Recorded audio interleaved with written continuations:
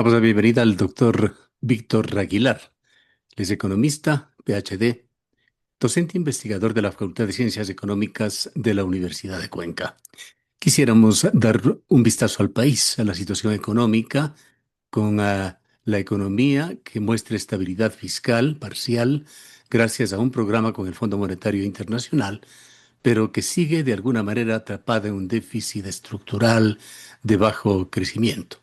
Aunque los ingresos públicos han incrementado, la sostenibilidad futura sigue en duda y el país recauda más, pero no logra transformar su estructura productiva ni reducir su dependencia del petróleo. Quisiéramos conocer su visión sobre la economía ecuatoriana, doctor Aguilar. Muchas gracias, estimado Gustavo. Sí, es efectivamente, usted ha hecho una introducción adecuada sobre nuestra situación, sobre nuestra problemática estructural, que es algo que llevamos a cuestas y que no tiene visos claros de solución. Llegamos a mayo del 2026 desde, si bien es cierto, una posibilidad de recuperación o visos de recuperación, pero como hemos conversado quizás en otras ocasiones. Se preveía que esto iba a ocurrir porque si valoramos la economía en el 2024, es decir, casi 2 años atrás, esta fue de un crecimiento tan precario, tan limitado, que esperábamos un efecto rebote para el 2025 y un crecimiento moderado para el 2026, que es efectivamente lo que está ocurriendo. Los organismos internacionales son inclusive más optimistas sobre el crecimiento del 2026, más optimistas que la misma eh, materia económica en el país o las instancias que hacen proyecciones que le dan alrededor de 1,8, 2%. Los otros organismos son, como dije anteriormente, un poco más generosos, 2,4, 2,5, pero vamos a ver cómo termina esto con la posibilidad de apagones que siempre están presentes o con una no solución del conflicto comercial con el tercer socio más importante que tenemos. Además de un déficit fiscal preocupante, en Ecuador se vive aquello que es utilizado con frecuencia por economistas, esa metáfora de la piscina, de la velocidad a la que sale el agua y la velocidad con que se llena, que da en definitiva el destino de qué pasa con ese recipiente de agua. ¿Cómo evalúa usted la sostenibilidad de la política fiscal ecuatoriana en el contexto actual en el cual hay un alto, muy alto servicio de deuda y un bajo ingreso neto de financiamiento externo, que en todos los balances Sí. da negativo para Ecuador? Sí, efectivamente es un tema de flujo. La alegoría de la piscina es adecuada. Lamentablemente para este país siempre va a ser la mejor forma de describir nuestra situación. El 2026 se viene sustentando de alguna manera positiva por este dinamismo, sobre todo de la demanda interna. Usted no me dejará mentir, pero cuando acudimos a los centros comerciales o a los restaurantes o a los locales donde el público suele frecuentar, los vemos con bastante buena demanda. Bastante gente va, están los centros comerciales a veces en fechas muy especiales completamente abarrotados. Esa es la demanda interna. Pero el tema es que eso está reflejando solamente una parte de la necesidad del crecimiento, del sostenimiento de este crecimiento que necesitamos. Es una contribución positiva, pero sigue siendo moderada. También ha jugado a favor nuestro el que el dólar se ha venido debilitando. Es decir, siendo todavía una moneda fuerte, ha permitido que en ciertos aspectos comerciales, comercio exterior, hemos visto algunos beneficios, sobre todo, especialmente diría yo, en algunos bienes que no son los tradicionales, que son no petroleros, pero que venían siendo nuestra punta de lanza, como el camarón, el cacao, el banano. El caso del cacao es importante. Yo creo que los altos precios que ha venido alcanzando han permitido que podamos hacer frente a algunas necesidades y haber mejores números en cuanto al comercio exterior. Lo interno es lo complicado. Todavía la generación de empleo es insuficiente, leves crecimientos, pero la calidad del empleo es algo que debe seguirnos preocupando fuertemente. Y el gobierno echa mano de diversas cartas. Quisiera preguntarle una en particular. ¿Qué riesgos observa en la sustitución de deuda multilateral por bonos soberanos más caros? Bueno, ahora se pudo, aprovechando esta baja en riesgo país, hacer esta emisión de bonos soberanos, pero claro, siempre han habido riesgos con los multilaterales al fin del día. Algo se puede hacer si es que hay complicaciones de pago, pero con los bonos es todo menos flexible. Hay una rigidez, simplemente se paga o no se paga, llega el vencimiento y eso es fatal. Hay que cubrir esos valores. Y ahí está precisamente el riesgo en la poca capacidad de maniobra cuando se tiene una deuda de ese tipo. Eso es renta fija y eso implica que aquel que emitió los bonos está obligado a cubrir los intereses y luego al vencimiento a cubrir el capital, el monto al vencimiento. Así que es un tema de flexibilidad y por supuesto eso entraña riesgo.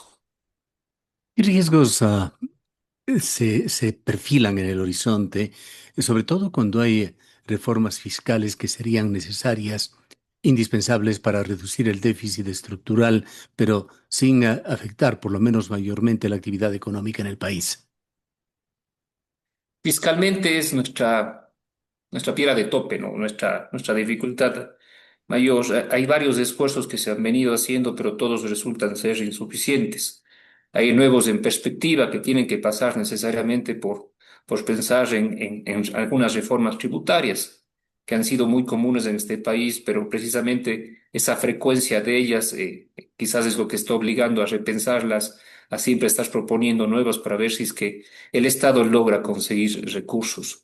Lamentablemente parece que por ahí no va porque no han habido soluciones. Es un tema relativamente simple. Hay que dejar de gastar tanto y buscar la forma de incrementar los ingresos. Pero esos gastos en los que el Estado tiene que incurrir para poder sustentarse son difíciles de reducir o difíciles de eliminar siquiera. Entonces, la dificultad viene por ahí. En cuanto a los ingresos, no hay cómo hacer mucho más. La economía tiene sus límites, la sociedad y su generación de riqueza tiene sus límites y mientras no se cambien bases, mientras no se garantice un crecimiento desde la sustentación de una mejor producción, no creo que puedan haber mejoras sustentables como para que fiscalmente podamos estar más temprano que tarde en una mejor posición. ¿Hay sectores identificados con un mayor potencial para dinamizar el crecimiento económico de Ecuador en los próximos años? Y yo creo que, y no solo ahora, siempre ha ocurrido eso cuando nosotros dejamos de tener la posibilidad de que la obra pública pueda estar generando el dinamismo que necesitamos. Hemos visto otra vez a los privados y esta es una más de esas ocasiones. El sector privado tiene que ponerse la economía al hombro, pero para eso necesita facilidades, seguridad jurídica, capacidad de recibir inversión extranjera para potenciar la producción interna, para dinamizarla, y mientras hayan trabas en ese sentido, a aquel que necesitamos que empiece a caminar con fortaleza se le va a hacer muy difícil. Yo creo que eh, hay, hay motivos como para decir que ese es el camino, porque salvo algunas excepciones, yo creo que el empresario ecuatoriano tiene una visión positiva, tiene una visión fuerte de a dónde quiere llegar, pero necesita que se le deje trabajar. Ahí está además la mayor capacidad de generación de empleo que tanto necesitamos. Si le ponemos dificultades comerciales a ese productor, a ese privado, entonces no le pidamos mucho más de lo que está dando. ¿Cuál es el papel que debería jugar la inversión extranjera y qué papel en la práctica está jugando? Yo creo que es un papel limitadísimo porque eso se mide básicamente por la cantidad de dinero que ingresa. Los números de Colombia y Perú son envidiables. Nos sobrepasan con 10, 20, 30 veces el valor de las inversiones extranjeras que ellos reciben. Entonces, en la medida de la cantidad de dinero que es inversión, el papel es limitado. ¿Cuánto pueden hacer? Pueden hacer mucho, porque son capitales frescos, son capitales limpios que pueden dinamizar varios sectores. Sobre todo, pueden hacer inversiones en donde el capital local ya se ha quedado corto y por eso su importancia. Es tan sencillo como quizás el ejemplo, y discúlpeme que sea tan futbolístico, pero es como tener un equipo solo con nacionales. Llegan a un límite, ya no pueden hacer más. El refuerzo es el extranjero, el futbolista de fuera. A nosotros nos pasa lo mismo en el ámbito económico. Ya hemos llegado a los límites, a ciertas capacidades internas que necesitan indefectiblemente la inyección de dinero y de inversión extranjera. Hace falta más imaginación en Ecuador para ingresar a una reforma, pero real, a una diversificación de la matriz productiva. Yo creo que no solamente imaginación, quizás no somos tan malos imaginando, en lo que somos malos es ejecutando.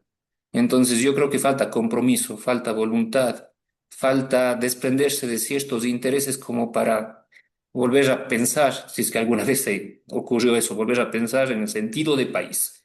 Y creo que eso es lo que nos está faltando, esa es la pata donde cojeamos. Y yo creo que está muy disperso el interés y no ha habido un gobierno que haya logrado aglutinar y presentarnos a todos objetivos comunes de crecimiento. Entonces, lo que hacemos es caminar sin mayor rumbo, sin un horizonte claro, y por eso es que atravesamos por tantas dificultades. ¿Cómo se ha manejado en estos últimos tiempos? Hablemos de este gobierno, la deuda. Deuda que proviene de diversos organismos, en este caso ha sido muy importante desde el Fondo Monetario Internacional. ¿Cómo debería el país manejar estos acuerdos para que la deuda sea realmente una herramienta de desarrollo y no siga simplemente abonando a un pesado lastre? Vamos a tener que partir de una cruda realidad. Y es que este país no funciona si no se está endeudando frecuentemente. Es simplemente terminar el año fiscal, observar el déficit y buscar el financiamiento.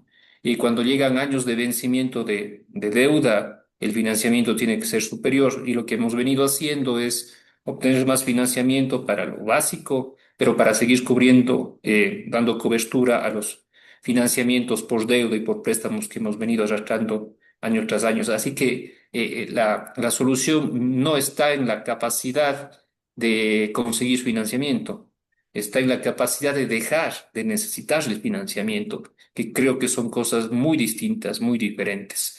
Eso requiere precisamente lo que hablamos hace pocos segundos, un cambio estructural, una búsqueda de objetivos comunes, la necesidad de tener un pensamiento que sea más hacia el país y menos hacia el interés propio, que sí es válido, por supuesto, pero que en una circunstancia tal como la que estamos viviendo, yo creo que debe ser desplazado al menos por un momento para buscar objetivos que sean generales.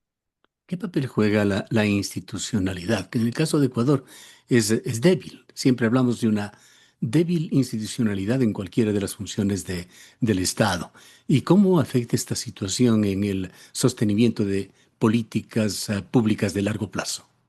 Yo creo que la institucionalidad es el 80% de la solución. Creo que países, y eso se ha visto con decenas de ejemplos, países que han logrado conseguir esa institucionalidad, inclusive están vacunados contra los conflictos políticos internos, porque lo que viene primando son el sentido de país. Y eso se refleja en la institucionalidad, no depender del vaivén político, no depender de las decisiones que toman por, por circunstancias puramente políticas y por intereses partidistas. Y eso creo que ese es el problema mayor que venimos afrontando. No se ha logrado institucionalizar y yo no veo con claridad si es que hay un camino hacia ello. ¿Hay algún tipo de medidas que puedan ser consideradas como urgentes para fortalecer transparencia, eficiencia en el gasto público? Sí, seguramente que hay, y algunas de ellas ya se han planteado, pero no llegan a ver la luz. Y creo que eso no ocurre porque siempre está primando la necesidad individual o la necesidad partidista, que dice, no, yo no quiero porque yo no le estoy proponiendo. Y cuando el ciclo se cumple y vienen los del frente, les pasa lo mismo. Yo no paso esto, yo sé que es una mejora, pero el partido no lo desea o la gente no lo desea. Y esas cosas nos han venido pasando año tras año, ciclo tras ciclo, periodo tras periodo.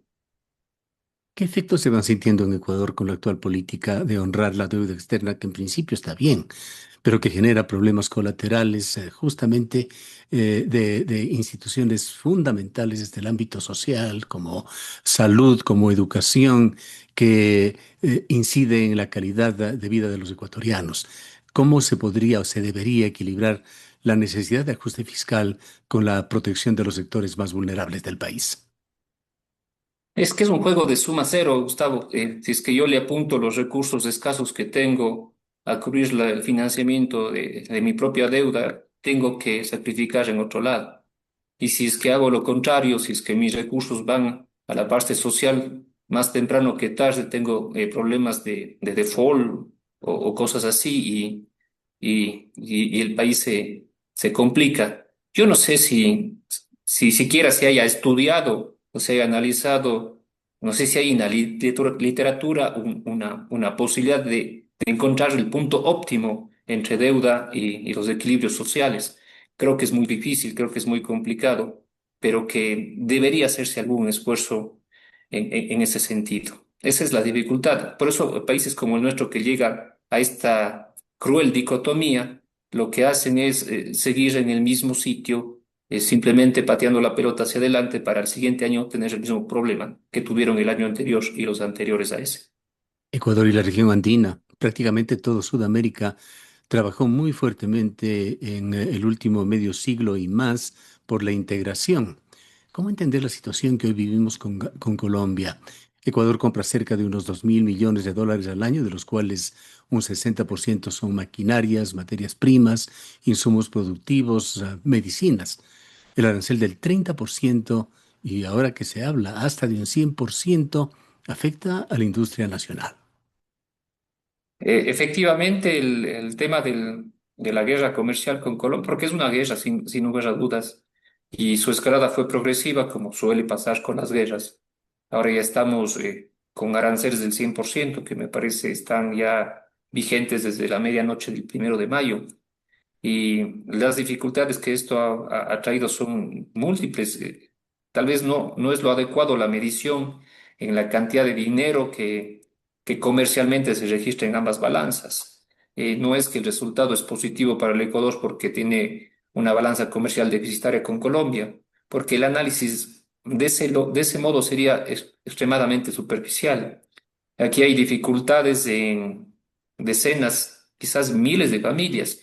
Se dice que solamente en la caída del transporte transfronterizo hay miles de familias afectadas porque hay puestos directos e indirectos que han venido siendo afectados. La situación de la provincia fronteriza del Carchi es dramática estos momentos y eso implica que quizás la única forma de resolver esto, no sé si lo quieran hacer desde el gobierno nacional, pero la única forma es dar un paso atrás y llegar a foja cero y quitar todos los aranceles y empezar de nuevo. Además de No los es así nomás. servicios que usted mencionaba, como el servicio de transporte y otros, hay también unos casi 1.000 millones, 950 millones, se dice, anuales de productos ecuatorianos, peces, madera, bienes industriales, etcétera, que se exportan. Y esto tiene un efecto muy fuerte en la economía de Ecuador. Exactamente, entonces hay una parte del sector exportador ecuatoriano que está en dificultades porque su mercado se ha deteriorado por la cantidad de aranceles que se tienen que pagar para poder ingresar. Lo mismo pasa desde el lado de las importaciones. Hay muchas familias que están vinculadas a esa forma de vivir, que es en el comercio transfronterizo. Y también hay afectaciones que ya son más dramáticas, por ejemplo, la imposibilidad de contar con medicinas. Sé que hay dificultades en los temas de los tratamientos a través de diálisis y cosas así que son preocupantes. Es decir, esta guerra comercial puede empezar como toda guerra, ¿no? A matar gente y eso es sumamente grave. Y además hay soluciones que no se vienen, no están claras, no se ven, nadie ha dicho voy a hacer esto o esto dejaré de hacer. Yo entendí que el momento en que el gobierno colocó ese 30% de arancel fue en la búsqueda de propiciar el diálogo, de empezar a conversar, pero ni siquiera eso se dio. Y ahora estamos en la imposibilidad de resolver el asunto y hemos llegado a la peor de las situaciones. 100% de aranceles y las represalias colombianas que seguramente nos van a afectar o ya nos están afectando. Yo le veo Ujú. muy problemático esto. Han crecido más bien las tensiones políticas y diplomáticas, las medidas están reflejando un deterioro en la relación bilateral y esto genera incertidumbre a todo nivel, particularmente a los inversionistas, que era el tema que estábamos tratando. Exactamente, exactamente, porque esto también cae en el campo de las inseguridades políticas y legales. Se supone que los países de la comunidad andina están amparados en reglamentos, normas, leyes conexas que les da seguridad a quienes hacen negocios entre ellos y ve lo que ha ocurrido. Entonces, todo eso se ha desarmado, inclusive con amenazas de retirarse de acá. En Colombia ha dicho, yo me retiro de aquí y voy a poner mis ojos en el Mercosur. Entonces, todo eso afecta, porque si bien es cierto, no podríamos compararnos con la cantidad de movimiento económico eh, que tiene el Mercosur, pero estamos hablando de 10.000 millones de dólares aproximadamente de movimiento entre los países que forman parte de la Comunidad Andina de Naciones. Entonces, no es poca cosa. Sería destruir lo que 60 años ha costado elaborar, ejecutar. Y por eso es la preocupación de muchos, con toda la razón además. ¿Cómo queda Ecuador con respecto al Fondo Monetario Internacional? El organismo ha proyectado un crecimiento moderado del PIB de un 2,5% y Ecuador está entre los cinco mayores deudores del fondo a nivel mundial. Claro, estamos en los podios en ese caso. Y yo creo que el Ecuador ha hecho lo que el Fondo Monetario le ha pedido hacer. Creo que ha sido un buen alumno, ha hecho los deberes, le dijo que se retiren subsidios, así lo ha hecho, que haga ajustes fiscales, así lo ha hecho, pero eh, todo esto se mide con la capacidad de pago. Y el Ecuador no ha logrado obtener una capacidad de pago que le permita seguir con los multilaterales en esto que ha venido haciendo estos últimos años, sobre todo los dos o tres últimos. Entonces, yo me temo que en algún momento el Fondo Monetario también va a decir, muy bien, has hecho lo que te he dicho, pero todavía no te alcanza. Quizás por eso explicaría que tengamos que acudir a los mercados internacionales de deuda, a pagar más intereses con el riesgo del el que hablamos hace pocos minutos, Y Gustavo. es con el Fondo Monetario la entidad con la que Ecuador justamente tiene enormes desequilibrios. En este año se señala que recibirá unos 750 millones de desembolsos, pero a su vez debe pagar más del doble, unos 1.600 millones en amortizaciones e intereses. Efectivamente, es seguirle pidiendo prestado al prestamista para pagarle a él mismo. Y ese dinero no va hacia donde debería o desearíamos ir, que es dinamizar la producción, preocuparse de los aspectos sociales, hacer mejoras puntuales en ciertos aspectos que le den mejor empleo a este país. Porque si bien es cierto, el empleo puede haber crecido estos meses en cantidad, pero no ha crecido en calidad y eso es preocupante. Las universidades necesitan inyección de recursos, necesitan ampliar sus capacidades, necesitamos generar nuevas carreras y acoger a más estudiantes, pero no hay recursos. ¿Qué riesgos y desafíos se ven en el futuro? Ecuador queda con el Fondo Monetario Internacional en una posición deudora, dependiente, logra cierta estabilidad macroeconómica, acceso a financiamiento, pero a costa de un alto servicio de deuda y bajo crecimiento.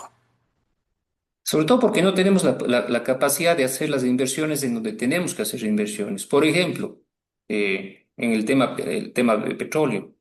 Hemos perdido estos meses la oportunidad de, al tener una producción tan escasa, de tener mejores ingresos fiscales. Simplemente lo perdimos porque antes producíamos 500.000, 600.000 barriles al día y ahora estamos en el orden de 350.000. Es una cantidad enorme de dinero que se pierde por no haber hecho las inversiones que se debían hacer en su momento.